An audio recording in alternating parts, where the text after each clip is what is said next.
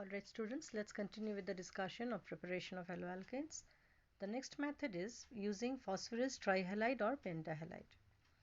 So phosphorus trihalide, when they react with alcohol, they give you haloalkane together with the formation of phosphorus acid. Now the halogen which could be used here is either Cl or Br. Normally we don't have Pi3 or PBr3 even. PCl3 is a well-known compound. Now if you take PCl3, it can be directly converted to RCl. But if you want to prepare bromoalkane or iodoalkane just as before, you need to prepare them PBr3 and Pi3 in the system itself, that is in situ. So how do you go about it? You look here, PCl3 when reacts with ROH, it gives you RCl plus H3PO3. But if you want here Br or I, then you have to take red phosphorus and the required halogen. When red phosphorus has two allotropes, red and white. White phosphorus is poisonous, so we avoid it. So red phosphorus when reacts with the halogen, say bromine or iodine, it prepares PBr3 or Pi3 in the system. So if you want bromo or iodoalkanes, then you have to take red phosphorus together with required halogen. So this is nothing very difficult. In case of pentahalide, phosphorus forms pentahalide only with fluorine and chlorine. As you know, in pentahalide, the valency of phosphorus used is 5, which is the higher valency. Normally it is 3, but it is 5. So whenever we have to use higher valency, it is possible only with highly electronegative elements. So you know that fluorine is the highest electronegative element among all the elements in the periodic table, and chlorine is also very high electronegative in negativity. So we do not have compounds like PBr5 or Pi5 known because the electronegativity of bromine and iodine is very less. So they cannot form compound with higher valency of phosphorus. So PCl5, it forms RCl, as you can see the source of halogen is chlorine here.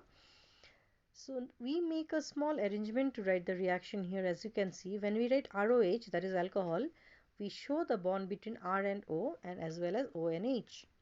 And PCl5 we split as PCl3 and 2 Cls on either side.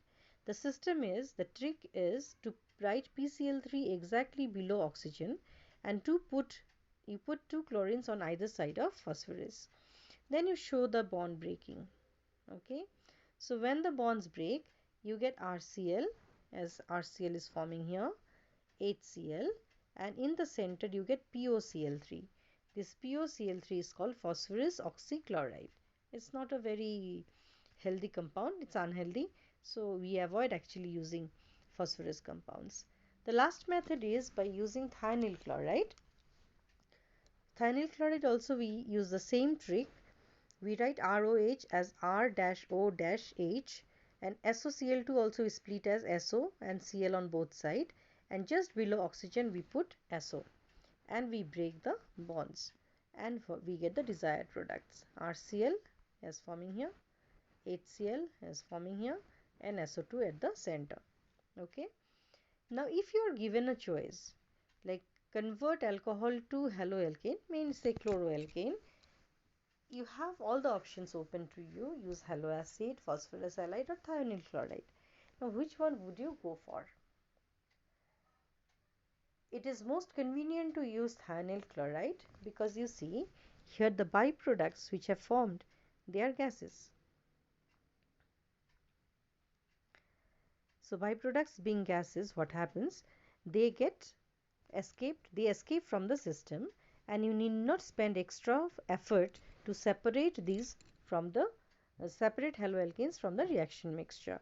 Otherwise, here you see, here you need HCl and POCl3, and this needs to be removed. The RCl has to be separated, so that demands extra effort. All right. And in other cases also, here also you have the byproduct H3PO3 that also needs to be removed from the reaction mixture because they remain in the system. So that costs extra money, extra time, and that is why it is more laborious. That is why if you are given a choice, then thionyl chloride is the best option. So with this we come to the end of preparation of haloalkanes from alcohols.